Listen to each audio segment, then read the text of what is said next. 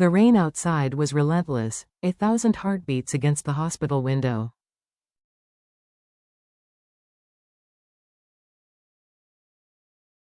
Each drop sounded like time itself refusing to stop. James stood motionless by the glass, still wearing the same damp clothes from the day before.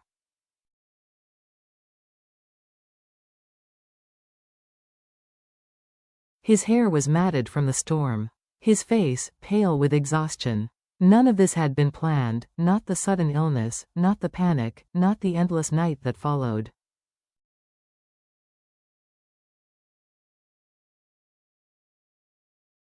Just hours earlier, their small house had been filled with laughter. Little Nhi was at the table, her eyes sparkling as she learned new words under Diep's patient guidance.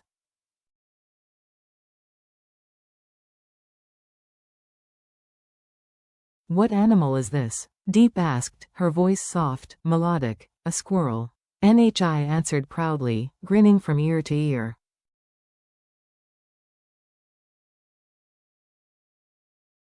They both laughed, the kind of laughter that fills a room with light. Diep had always been gentle, fragile in body, but strong in spirit.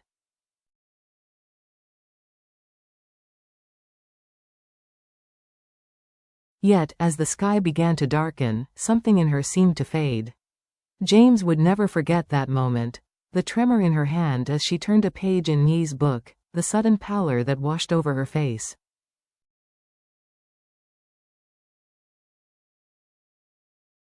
"Diep, are you okay?" he asked, fear creeping into his voice, but no answer came. Her body went limp, light as paper in his arms.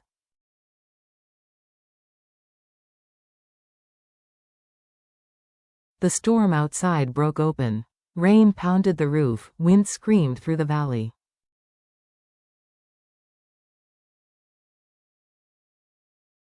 James carried her through it all, the downpour soaking through his clothes, his heart pounding louder than the thunder.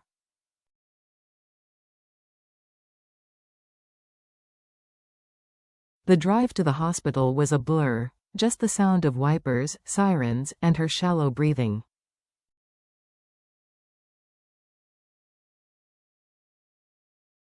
Now, hours later, he could still feel her weight against him, not heavy, but terrifyingly fragile.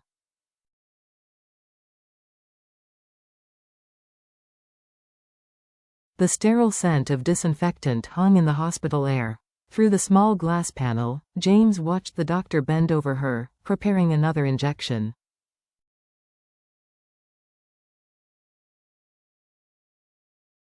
Every time the needle pierced her skin, she winced, and tears slipped quietly down her cheeks.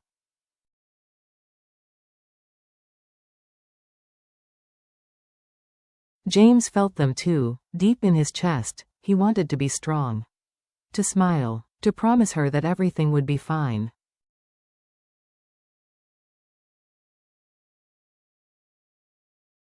"You'll be home soon," he whispered to himself, as though his voice alone could make it true.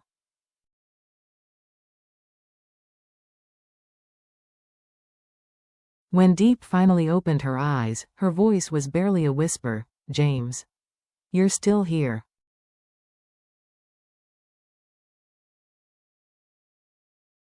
He smiled faintly. "Of course. I promised to protect you, remember?" She tried to smile back, but her lips trembled.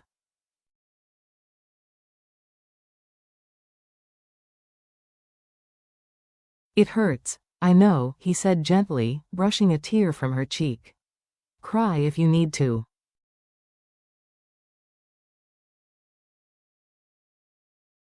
"It'll help." Outside, the storm roared on. But inside, time moved to the rhythm of her breathing.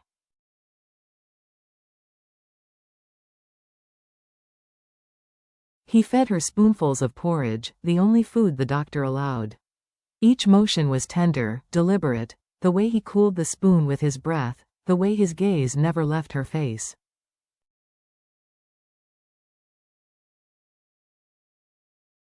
Far away, Nhi was calling for her County Diep. Her small voice crackled through a video call James made earlier.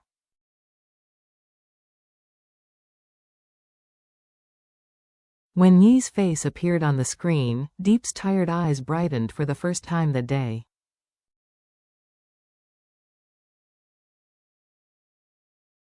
"I'll come home soon," she told the little girl, her voice breaking. "I'll come home to you."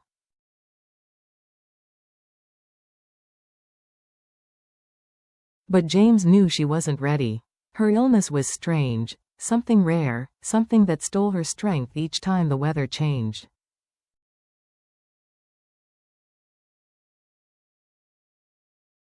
The doctor warned it could take weeks. James didn't care how long. He would stay.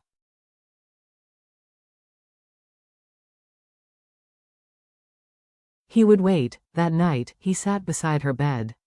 She slept quietly, her hand resting in his.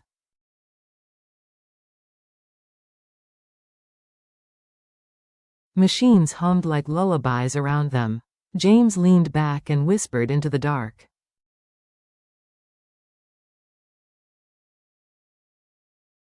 "You're safe now, Diep. I'm here. I'll always be here." Outside, thunder rolled again, a cruel reminder that promises were easy to make and harder to keep.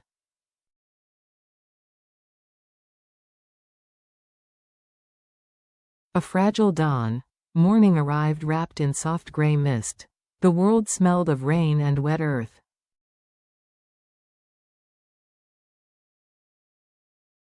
The storm had passed, but the quiet it left behind felt heavy.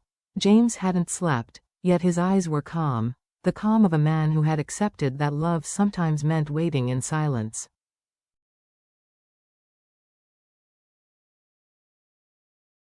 Diep was resting. Her breathing was shallow but steady, and a faint glow had returned to her cheeks.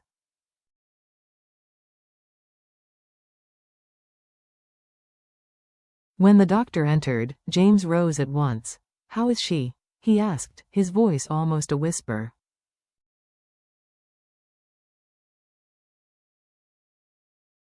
"She's improving," the doctor replied. "But she must avoid stress. Eat well, rest often."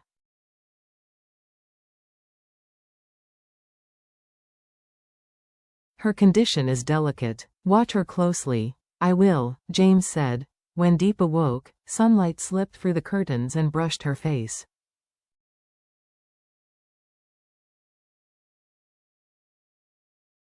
"The storm's over," she murmured. "Yes," James said softly. "You're safe now." Her eyes drifted to the small bowl on the table.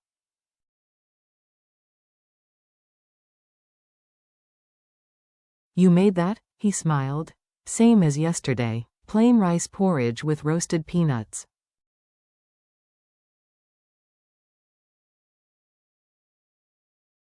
"Doctor's orders."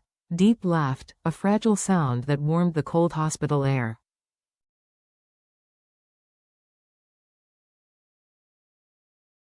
"You really know how to spoil a girl." He leaned closer, teasing. "Spoiled? You call this spoiled food?"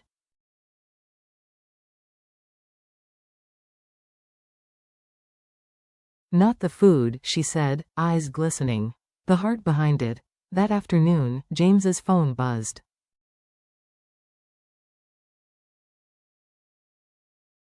A video call. Little Yi's round face filled the screen. "Company Diep," she shouted. "I miss you."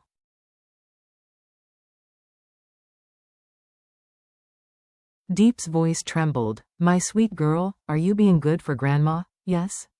"But when are you coming home?"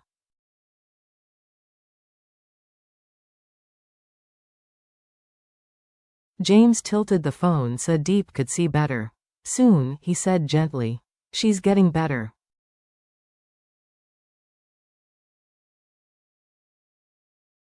"Really? You're not sick anymore, County Diep?" "Almost," Diep smiled. "When I'm all better, I'll come back and read you stories again."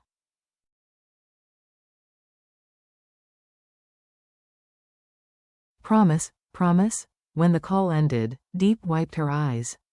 "She's growing so fast," she whispered.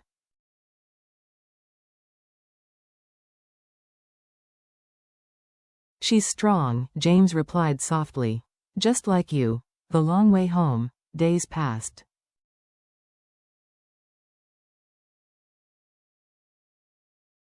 Diep began walking again, slowly, carefully.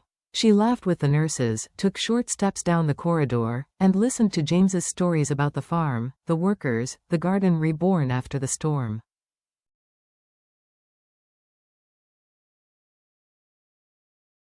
Sometimes she just closed her eyes and listened. His voice seemed to be the best medicine.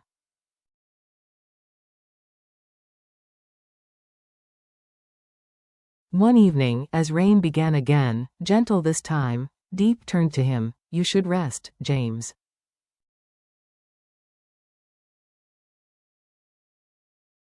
You've been awake for 2 nights. I'm fine," he said. "No, you're not. You can't take care of me if you collapse first."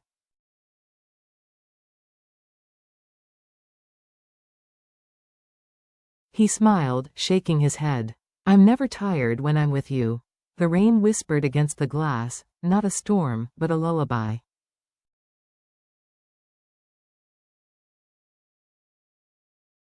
And in that quiet, James realized how fragile life was, and how fiercely he loved her.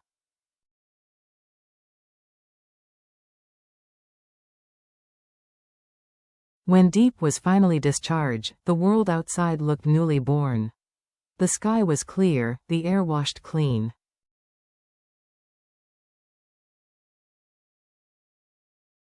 James packed her small bag with care, folding her scarf, checking the medicine twice.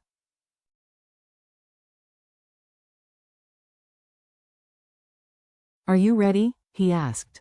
"I've been ready since the day you brought me here," she said, smiling.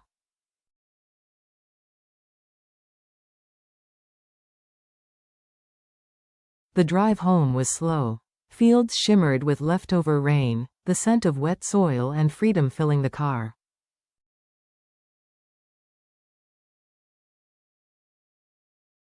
When the gate creaked open, a small figure ran barefoot toward them. "Company Diep." NHI shouted, tears of joy streaming down her face.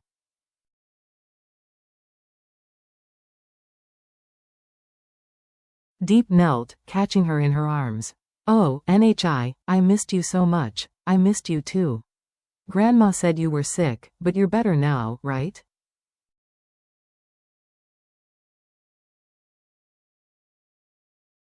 "Yes, sweetheart. I'm better now." James stood a few steps away, watching quietly, the moment too sacred for words.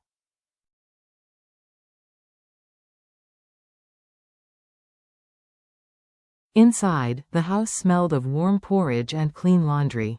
Grandma Quynh had prepared everything: soft pillows, hot water, gentle food.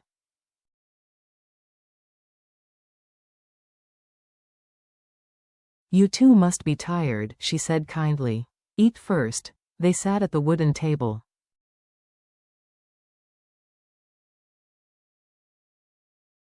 NHI chattered endlessly, about school, chickens, drawings. Diep listened, smiling between breaths.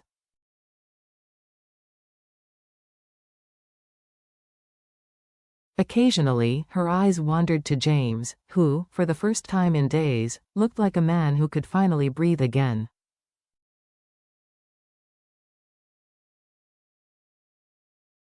Peace, for a while. That evening, the sun dipped behind the hills.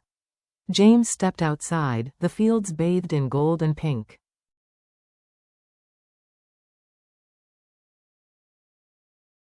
The world felt quiet again, impossibly quiet. Behind him, Diep appeared with a blanket draped over her shoulders.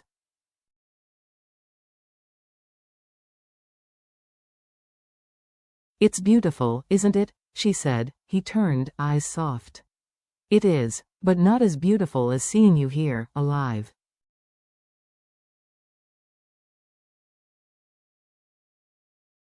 She smiled faintly. "You were my storm shelter, James. You always are, and I always will be," he said.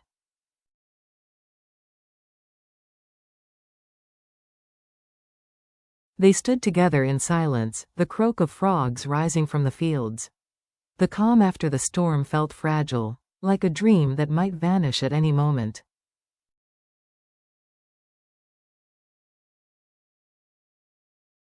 James knew she wasn't fully healed.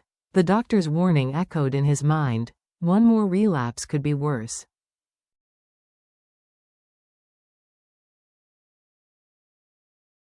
But he didn't tell her. Not yet. For now, she was home. Smiling. Breathing. That was enough.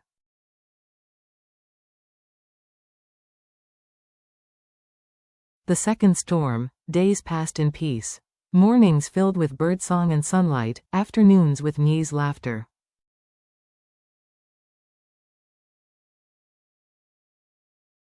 Diep sat by the window with tea, sunlight painting her face.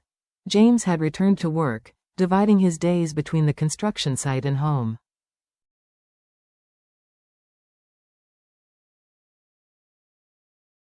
Each morning before he left, he'd say the same words: rest. Eat. Don't skip your medicine.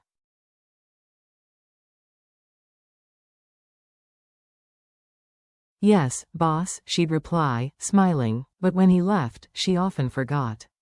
She'd fold Nye's clothes, water the plants, watch the slow drift of clouds, until fatigue crept back in.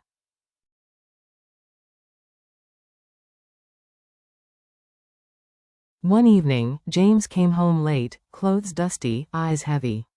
Inside, he found Diep on the sofa, pale again.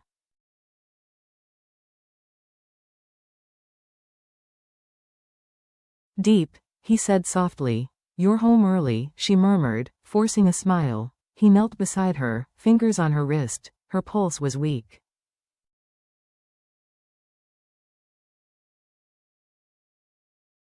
You didn't rest, did you? I'm fine, she whispered. Just dizzy. He shook his head, his voice breaking.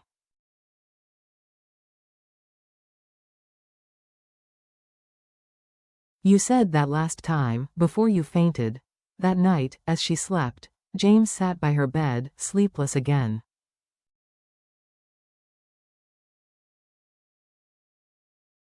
The rain outside returned, tapping softly, the same rhythm as before.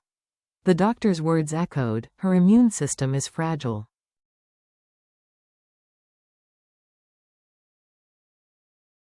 Another relapse could be worse. James stared out the window into the dark. He had promised to protect her, yet here she was, still fragile, still fading in and out of wellness.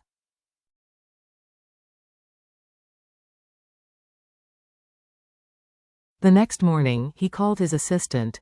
Handle the project until I return, he said.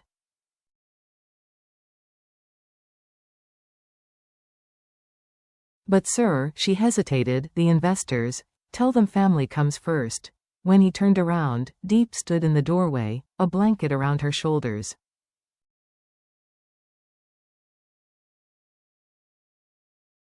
You're stopping work because of me, aren't you? He walked to her, brushing her hair gently.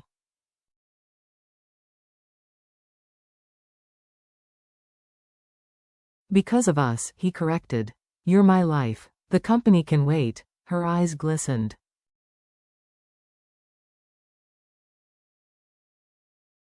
You always say things that make me cry, then cry, he said softly. I'll still be here to wipe your tears.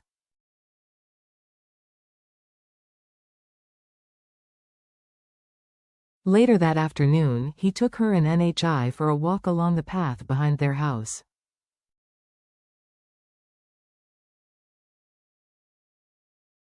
The world was gray but calm, banana trees bowed under raindrops, the scent of soil thick in the air.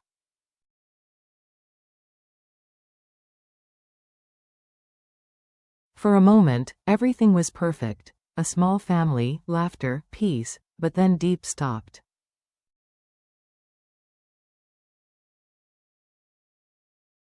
Her hand slipped from Nye's. Her face drained of color. Diep. James caught her just as her knees buckled.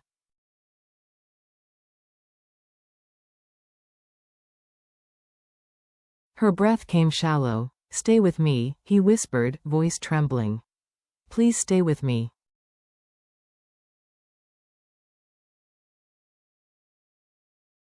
He carried her back, the world around him blurring, fields, trees, sky, until only her pale face remained.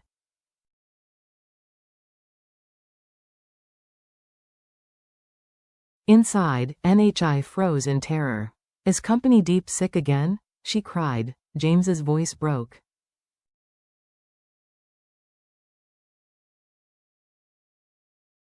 She's going to be okay, NHI. I promise. But even as he said the words, fear twisted inside him.